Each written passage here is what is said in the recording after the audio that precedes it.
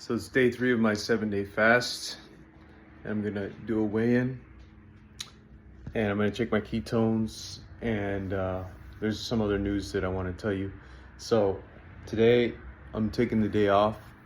So actually I'm taking the day off for the next 5 days because it's Labor Day weekend. So I took I'm using PTO for 2 of the days. And I'm basically, I was just gonna use it to do whatever, like in theory it would be like chores or whatever, or other things in the house, and working out or doing something fun and enjoyable. And because I'm fasting, it's like I want to be able to do something I enjoy. So I'm gonna go to San Francisco. It's gonna be a reading day. I'll show you what I'm gonna be reading, but I like to read. It's just, I just haven't been able to give myself the pleasure to do so since last year because I've just been busy with stuff. But, well, one could say that, but, it's just like I just didn't give myself the time to do it. But I was reading a lot more last year. And I started to read yesterday at lunch. I was like, I miss this so much, you absorb new knowledge and all that, and instead of just listening to podcasts and stuff, it's like you really get deep into it, and it kind of really sticks with you. And I don't know, it's just like, I have an educational background and all that, so it's like I guess there's something going on in my brain that just lights up when I'm reading good material that I really like. Anyway, let's go ahead and do the weigh-in. I don't know what it is, but it seems like my face is a little bit more puffy, and I have no idea. Maybe it's just like glycogen stores trying to come out or something. But I'm not gonna obsess over that. So anyway, 156.4. I'm gonna try to step on there again. 156.4. And then I could go on here to just see what this one shows. It shows about the same. It's kind of hard to see, but yeah. 156.4. Okay, cool. Yeah, I mean, I think the last time that might indicate that I'm gaining weight. It's kind of hard to say because the thing is, right now I'm hydrating more, so it might actually go down as I'm progressing if I decide not to drink as much water. But because I'm hydrating more, I think I'm seeing a higher number than like last time when I was fasting. When I did because right now I'm like almost 3 days fasted. So the last time I took this, I was at 156.0. But it doesn't really, like I was saying, it's been kind of hard to determine whether I'm truly losing weight or not, like fat or not, because of all the fasting. So the frequent fasting and how it interferes with the water weight and stuff like that. So I don't know, but I know for sure, like, I mean, based off of the numbers, the DEXA scans, it seems like I am in like a kind of an extrapolated way. I don't know how to explain it, but I know that after this 7-day fast, for sure, I'm going to go down. I mean, it's just going to be a net down. Although, like I was telling you, when you break your fast, your fat cells are extremely sensitive, so you have to be strategic about it. So in my case, I got a high protein meal, so I'll show you what I'm planning on making when I break the 7-day fast. Now, I'm gonna have the keto break if it arrives. I don't know if it will actually arrive in time. It says September 4th, so obviously that's 2 days after. So I might actually extend my fast to 9 days, but I think I actually might get the keto break sooner than later. So basically, I'm planning on making some codfish. So basically, there's 2 fillets of codfish. This is a wild caught codfish I got from Whole Foods last night. Low fat, which is what I'm looking for. Not intentionally low fat, but naturally low fat, and high protein, that is. This is 27 grams of protein per fillet. And then I got this chicken. Then I'm gonna make maybe 40 grams of protein that I'm gonna make out of this. The whole thing probably is about 100 grams of protein. I don't know, something like that. But I'm planning on making like at least part of this. So I'm just gonna grill it. I don't really care about the method that I do. I'm gonna try to avoid using oils, and if anything, actually, you know what? No. I'm still gonna be using oil, coconut oil to cook with, but very small amount, like 1 teaspoon or something. But yeah, I'm planning on going to San Francisco, going to coffee shops, gonna get bulletproof coffee. You know, not bulletproof coffee. Sorry, I meant red eye coffee, meaning, you know, coffee with just shots of espresso and stuff like that. So I'm not planning on putting creamer or anything like that. Not even almond milk or anything. You know. So, but yeah, here's. Oh, and then before I show you my book, I'm gonna test my ketone real quick. So I have this here.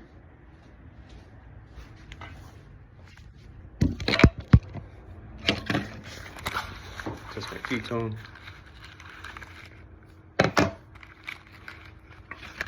So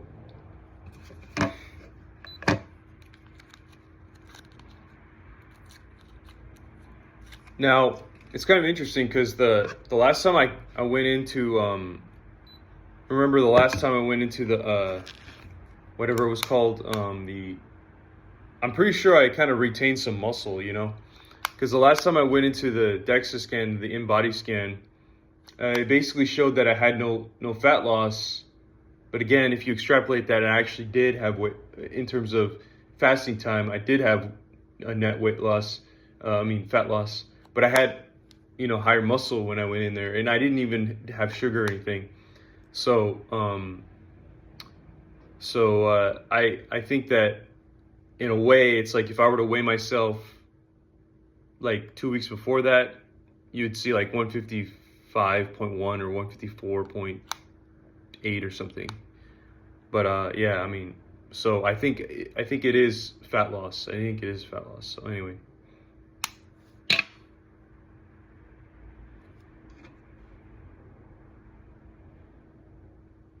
And again, it's the morning, so it's going to show a lower number. It's going to go up like later. It's the dawn phenomenon.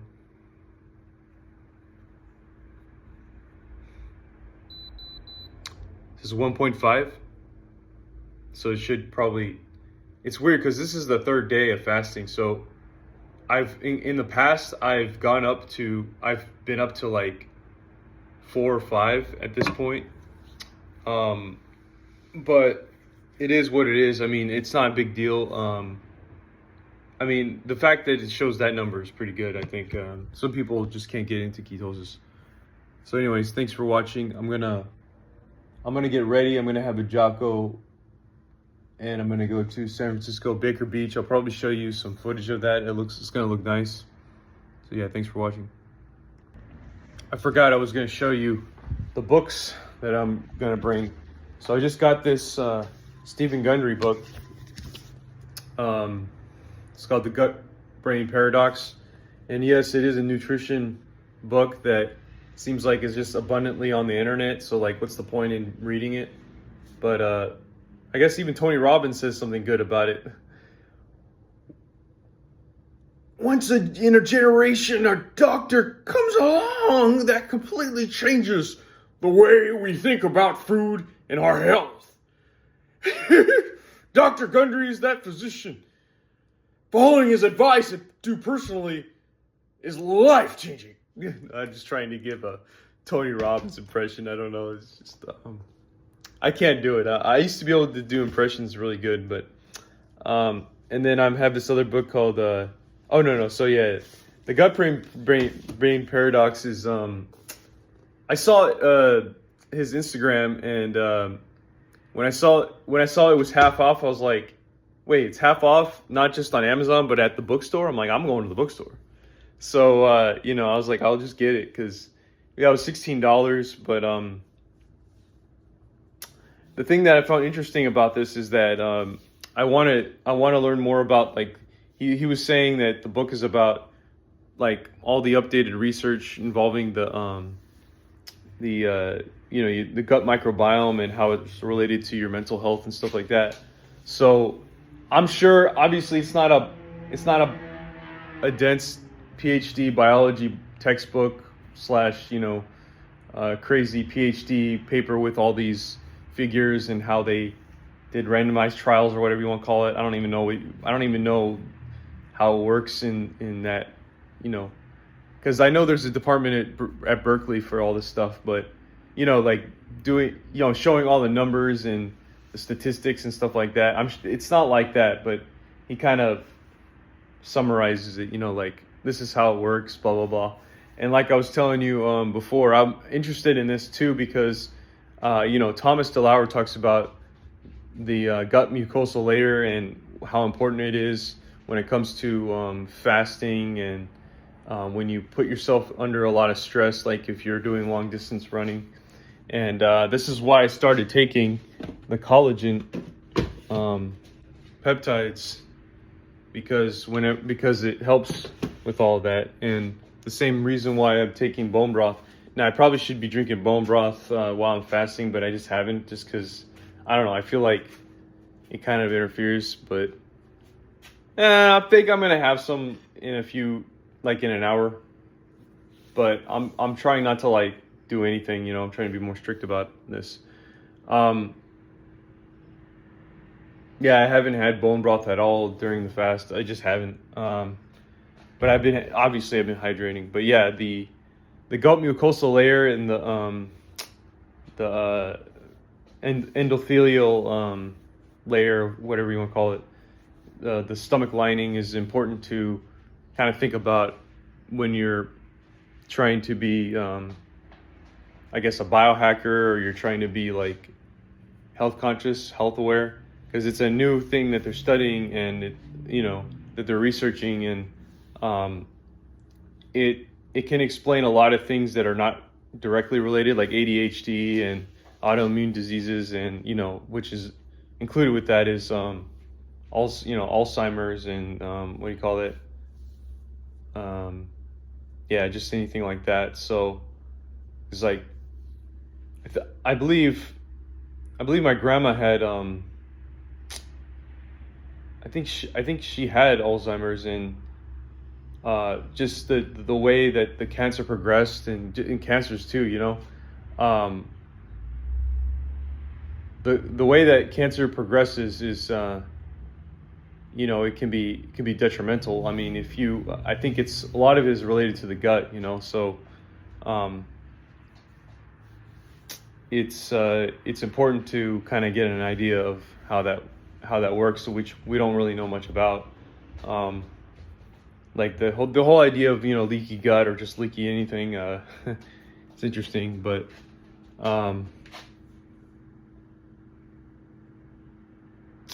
like the whole paradigm is that you have like a living organism in your stomach or your gut, and it basically assists you to give you what you need in the events that you don't have like any other defense or any other defenses like at that moment, because how do I say this? Like he was saying, the disease starts in the gut. Like that's all disease starts in the gut. That was the whole old quote. Sorry if I'm going all over the place, but yeah, but that's kind of like the premise that they're going off of, and it's kind of the central idea. And they always say like listen to your gut too. So it's kind of interesting how that works. Like it's almost like you're no different than what your thoughts are, but at the same time you're no different than your gut in a way, because like you could take all the vitamins that you want and you could try to account for all that, but it's like it doesn't necessarily prevent you from experiencing other things, and I think a lot of these diseases are associated with brain and gut health. Like it's supposed to be its own thing. Like should be studied on its own almost. So yeah, I just thought that was interesting. I was like, I want to pick this up. Um, but I mean, there's a lot I don't know about. Like I remember I would read about Gundry, or I would watch his podcast, and he constantly talks about something called zonulin levels, and I didn't understand that until I read a passage in there, and he's going to go more on and on about it, which I think it has to do with it's released by something called like the dead bacteria called LPSs, lipopolysaccharides, which I don't know how that, like you can consume LPSs, and he actually recommends that you do in small amounts so that you can get used to, say you could become your gut gets used to handling it. And he goes over what you need for that. And so that gets apparently converted into zonulin levels, which if it goes to the cellular wall, it actually damages the joints between each cell. So I thought that was kind of interesting. But yeah, I mean, these are just kind of models of how it works in the current research and stuff like that. So he's just kind of trying to give it to you. So a lot of people say that he's not that they don't understand the book, and they criticize him for it. I think that's the reason why it's half off, because a lot of people kind of gave it a low star, but I was like, well, that's exactly what I'm looking for. I want depth. I want somebody to explain. I want somebody to attempt to explain all the complexities, even if it seems like it's not understandable to most people. You know, that's the kind of book I'm looking for. And so instead of just like some simple here, follow this diet kind of thing, at this point, that's what I'm looking for, because I'm more interested in the depth at this point. You know, we all know about the basics. So yeah, I'm looking forward to reading that. And then what do you call it? I have this Thomas Sowell book, which I was going to start reading after Wealth of Nations. It's called Basic Economics. It's very thick, but it's kind of a continuation of that. It's almost, I would say it's pretty much the same thing, but kind of modernized the Wealth of Nations. And then same thing with this book, Capitalist Manifesto. I started reading it, and I think you have to be, it's by Robert Kiyosaki, the investor, real estate investor. I think you have to be extremely, when it comes to that book, your mindset has to be like it has to be set on like, you have to put yourself in the mindset of somebody who's extremely American and very like, I want to say like, vigilant about trying to get the values, the American values, the classical American values back into the minds of people, and to try to get things back to where it used to be. So having that mindset, that framework, I think you'll be able to read it better, because if let's face it, I mean, a lot of people are kind of soft these days, which I mean, I'm soft compared to the average American who was in the 1940s for sure. I'm not gonna lie. So you know, so like it's that whole idea where you want those, you kind of like trying to figure out what those old American values are. And I would say that every time I read a book like this, it's like that's the impression I get. And it's interesting because this is what happened when I used to hang out with my grandpa. That's kind of how it used to be too. So I'm familiar with that. Instead of rejecting it, it's like, well, how do you incorporate it? And you can just tell it's like, oh yeah, this guy just doesn't, you know, my grandpa that is has no faith in anything anymore, you know, that kind of thing.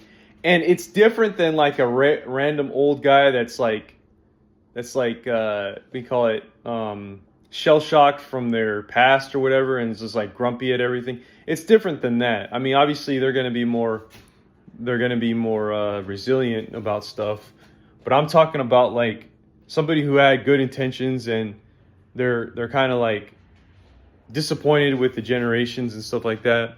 Which, I mean, like genuinely disappointed with the generations, with what's going on, and they can point out what's the issues and stuff like that.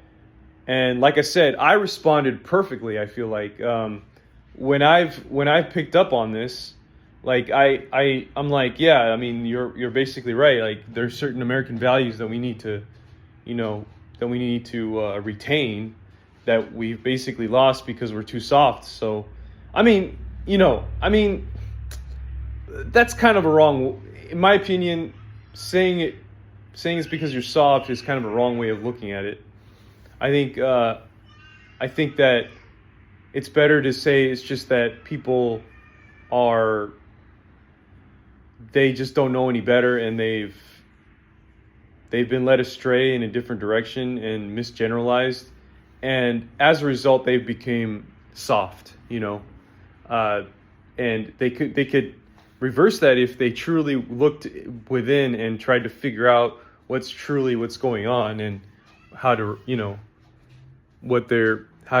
reverse their ideas, or whatever, maybe incorporate different ideas, and maybe add on to what they have. So but yeah, it's very, I think once you come from that point of view, it's like reading a book like that is worthwhile. It's like your grandpa that you never had, or something like that. But and I used to have teachers like that too. It's interesting. Yeah, it's kind of interesting because a lot of the older folks actually had the right idea, like when it comes to economics and stuff. Like I wouldn't listen to somebody my age, take advice from that. That's not necessarily. But it's more of a macroeconomic view of things. It's not like, oh, we're trying to work on your finances or whatever, and you got to do this and that. It's more like, oh, well, the GDP is this way, now it's this way, or we used to be that way, and now, we're no longer, working as hard as we used to, and people are always begging versus giving in the past, blah blah blah, and then like the way also looking at things from like more of a, how do we call that again? The word, it's like, beyond, I forgot the word, something about like not godly, but like more, transcendence of what we normally experience in life or whatever. So I forgot what the word is, but existentialism, I don't know, something like that, something like beyond what we are experiencing. So I like Robert Kiyosaki and what he has to say. Sometimes I'll listen to his podcast. I know a lot of people wouldn't, because they just look at him like he's a real estate scammer, but I think he's really he really means well, Anyways, thanks for watching.